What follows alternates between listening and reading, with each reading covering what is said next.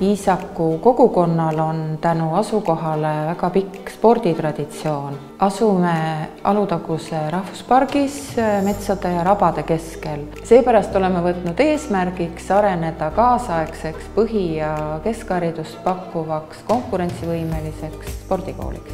Oluliseks abivahendiks selle eesmärgi saavutamisel on kuulumine ettevõtliku kooli võrgustikku.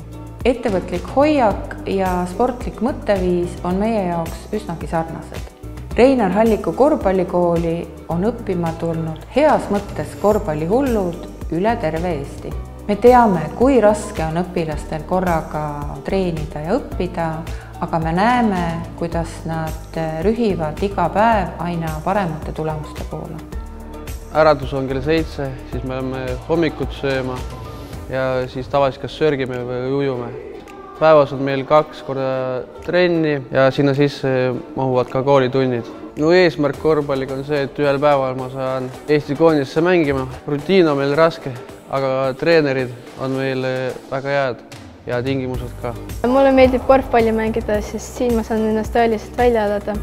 Ja ma usun selles, et üks päev ma hakkan Eesti koondises mängima. Õppimine spordi suunal ei ole kindlasti kerge, aga see annab suure eelise, et kunagi võib-olla jõuda ka profisporti. Kui õpilane või sportlane teeb endaga hästi palju individuaalset tööd, siis ta ka areneb ja läbi selle muutub ka võistkond palju paremaks, aga see on ainult läbi raske töö.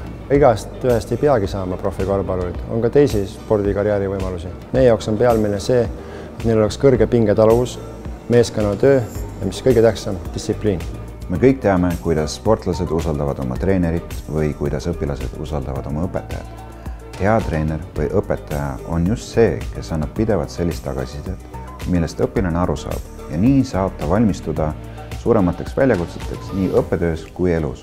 Me keegi ei taha kulutada aega asjadele, milles me kasu ei näe.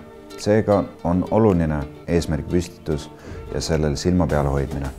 See aitab välistada arusaamatusi, sealhulgas aitab ka õpilasel ja tema vanemal mõista, kui kaugele on õpingutega jõutud.